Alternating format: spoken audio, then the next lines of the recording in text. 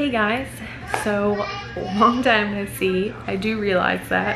I kind of purposely did that just because I've been super exhausted and tired from, you know, having a baby and whatnot, and just having two kids and having to learn what life with two kids is like.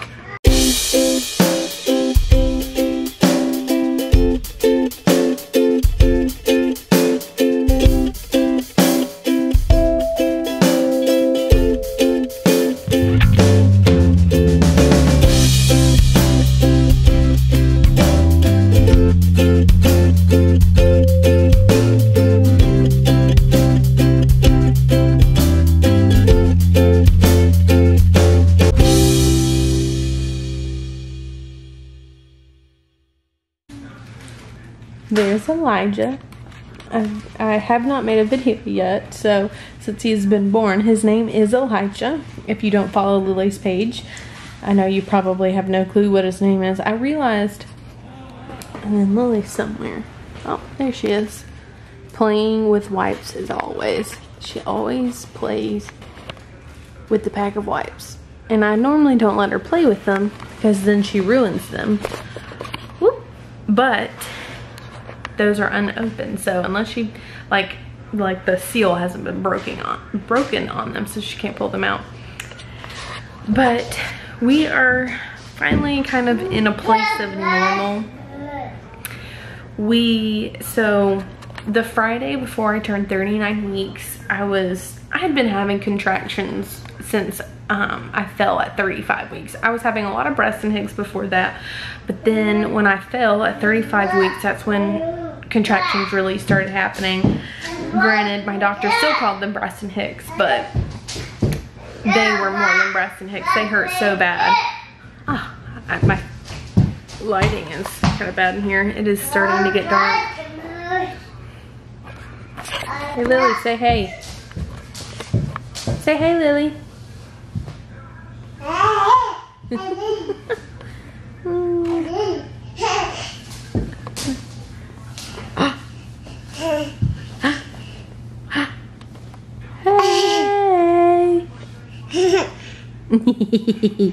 You're so cute. Do you want to sit with Mama? Okay. Oof. Goodness. Okay, hang on. Oof. Oh. Goodness, you're getting too heavy. You know that? Oh. I gotta soak in these moments. Ow. Ow, get your heels out of my thigh, woman. Ow, that hurts. Oh, there you go. Anyways, so okay. So, Lily, you gotta get your heels out of my thigh. That hurts. She likes to dig her heels into your body. Anyways, so the Friday before I turned 39 weeks, I started having my contractions even closer. I got them down to like 2 minutes apart, I think, or at least 5 minutes apart. I went to the hospital, ow, and got into labor and delivery and stayed there almost all night, and nothing. My cervix didn't change, and they were like, well, why'd you come in here? And I'm like, do you not see how often I'm having contractions? But that's besides the point. And then they were like, now you know that when I was leaving. Yeah. So you're not holding the camera. No. When I was leaving, they were like, now you know what real contractions feel like. And I'm like, this is my third kid, the third time I'm going into labor like on my own. Like, I know what real contractions feel like, but that's besides the point. My cervix wasn't changing, and woman, what are you doing? My cervix wasn't changing, so they sent me home and told me that I could take Benadryl to help get me to sleep and try and make it through the contractions. And so I kept taking Benadryl to try and go to sleep, which was kind of helping me sleep. So every time I could take Benadryl, I was taking it so that I could sleep through the night. And I was like that all so that was Friday nights. I was like that all like Saturday, Sunday, Monday, and then finally Tuesday morning, my contractions started getting really, like, they just got way more intense, and they were 5 minutes. That's what it was. They were 5 minutes apart. It's funny, I just had my son, and I'm still already forgetting some of the story. Should have made this video a while back. But anyways, they were like 5 minutes apart, and then on Tuesday, the 31st of July, my contractions were getting like 2 to 3 minutes apart. And so I told my husband, like, I was like, I'm going to the hospital, and I said, and they are going to help me get my baby out. I was like, because I'm 39 weeks, my contractions. You giving me kisses?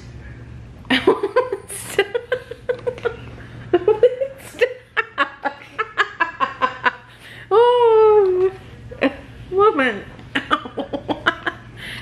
Can I finish? What are you doing? Can I finish recording? I'm trying to. Okay, y'all. I'm trying to tell you about how okay, so the funny part is I told Josh, like, these were, like, I was going to the hospital and they were getting my baby out, no matter what. And you want down? Well, then just get down. No, you gotta get down. That's not the way you.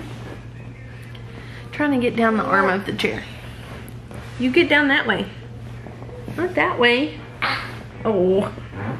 Oh, Lord. There you go. Woof. Oh, okay. What's it? This is what having a 2-year-old's like. Told me she wanted down. And is now throwing a fit.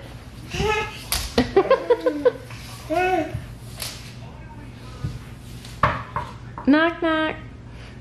We got some new curtains, so I haven't gotten rid of the old ones yet. So the funny part about it is I was like, since I was determined I was going to the hospital and not leaving until I had my child, I got in my car and I went to Jack's, which is, for people who don't have Jack's, that is like a burger place. They have really good breakfast because they still hand make their biscuits. It's so delicious. But I went to Jack's and I got us some breakfast because here in Alabama, I don't know how it is at other hospitals. Oh gosh, I have a harder time getting her up than helping her down. There you go.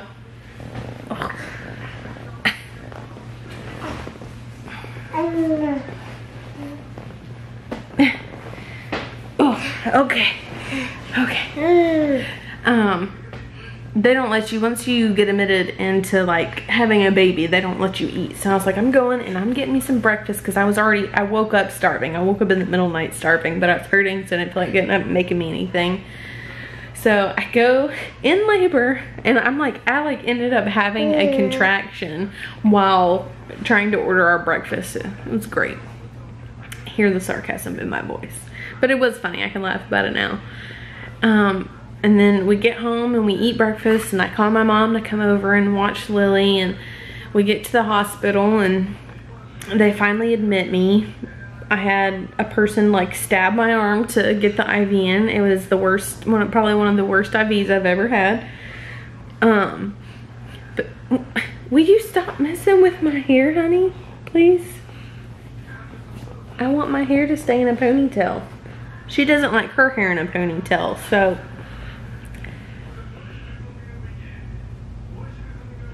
Oh gosh, this kid of mine. Stop, honey. Stop.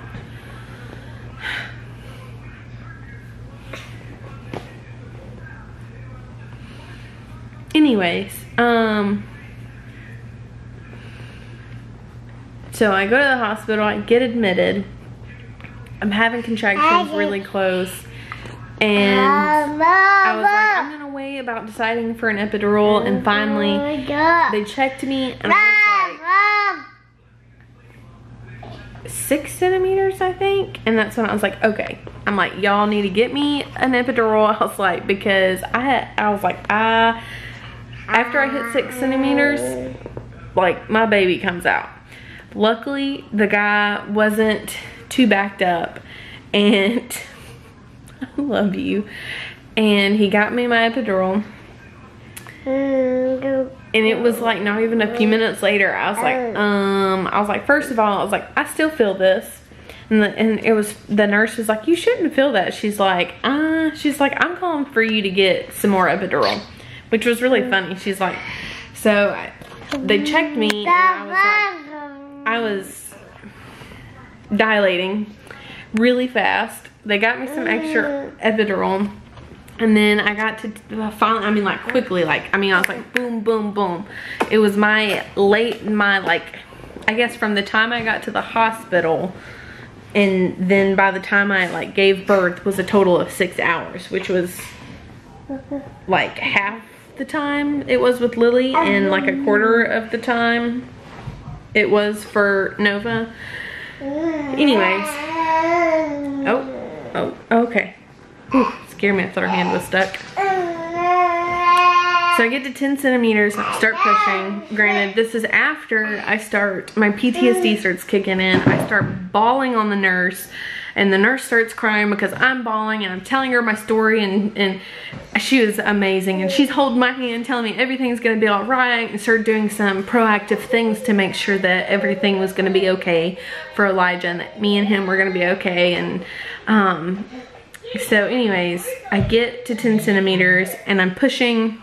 I end up pushing for 2 hours. And after 2 hours, after 2 hours, he still hadn't descended down past my pubic bone, which is where Nova had gotten stuck. And I asked if I could talk to the doctor, and he comes in and he was like, I think we need to go in for a C-section. Are you okay with that? And I said yes, and then I started boohooing, and he was like, are you sure you're okay with that? He was like, because you're crying. And I'm like, yes, I'm okay with it, but it's scary. It's surgery, and it scared me. It scared me so bad, and it also scared me because, you know, my son wasn't descending down, and it was just, the whole situation was scary. And so they get me down, they rush me down in for a C-section. And they keep having to give me epidurals because I keep feeling everything. So they keep pumping me full of epidural after epidural after epidural because I kept feeling everything. Luckily, I didn't feel them like slicing into me or anything, but I did feel them putting my organs back in, which was like the weirdest, most awful feeling ever. Oh, it was awful. And I did feel them like tugging, which I think that's like per normal, like everybody kind of feels them like tugging around in there, but like I could like feel where their hands were at. As weird as it was, like I could feel like which side they were stuffing my organs back on, which ironically was my most sensitive and is my most sensitive side of my C-section. But I kept because of how much epidural they were giving me, I kept vomiting over and over, which was freaking me out because I'm like, they're gonna end up stitching an organ to something because I can't stop throwing up. You saying hey to your brother? I can't. Oh, be careful, don't touch his face. She's gonna do it anyway because that's my child. All right, I'm putting the camera down so I can see. Okay, there we go. Hey, get your finger out of his nose. Lily, thank you. Just wake my kid up from a nap, why don't you? You gonna rock him? Yeah. Oh, you're such a good big sister. Okay, so let me try and finish this because I know this video is really long. So, you pooping? I'm sorry, baby. Not that you guys wanted to know that. Anyways, so I kept vomiting, and then I kept complaining about my chest hurting. And she just kept telling me, oh, it's part of the C-section, it's part of the C-section. It's, you know, it's perfectly normal and stuff like that. And I'm like, okay, like, lady, like, but I was like, my chest is really hurting. Come to find out, my blood pressure had bottomed out, and they were having a very difficult time trying to get it back up. She said that with a normal C-section, she gives about a third we'll just say that this is a third of one syringe. Well, I was on my third syringe. So she gives 1/3 of a single syringe to her C-section patients. I was on my third full syringe of blood pressure medicine to try and, because my blood pressure had bottomed out. I also hemorrhaged. Luckily didn't have to have a transfusion. They got my hemorrhaging stopped in time where I didn't have to have a transfusion, but I ended up having to stay in a recovery room for a really long time to monitor me because of me hemorrhaging and my blood pressure bottoming out. And she is sitting on that backwards. Like, that's not how you sit on it. And ignore my house. My house is like super dirty, but that's besides the point. When you have 2 kids, it's hard to keep your house clean, especially with a little one. Even though she can't like walk yet, like a lot of as good as her peers, she still very much gets around and is climbing on the couches and stuff. But yeah, so I had to have like 3 syringes of blood pressure medicine. Sorry, I thought I heard something. Anyways, and then when they got him out, the first thing they said was, "Woo, he was big." They're like, he would have not come out. Like, he was stuck in my pelvic bone and he was so big, he would have not come out. He was 9 pounds, 6 ounces, and 21 inches long. Give me just a second, he is crying. Oh, and now my other one's crying. Okay, anywho, now that I got both of the kids settled. Yep. So yeah, he was 9 pounds, 6 ounces, 21 inches long. He was so big, but he got here and he got here safely, and Lily loves him very much. I can't hardly keep her off me. I can't hardly keep her off of him. Every time he cries, she comes running in. She's got like a little rubber tire. Don't put it in your mouth. For a child that doesn't eat, she sure puts everything in her mouth. Oof. You don't need that in your mouth. There we go. But we are here, we are safe and healthy, and that's all that matters. It was really hard trying to recover from a C-section with a 2-year-old, and my breastfeeding journey has been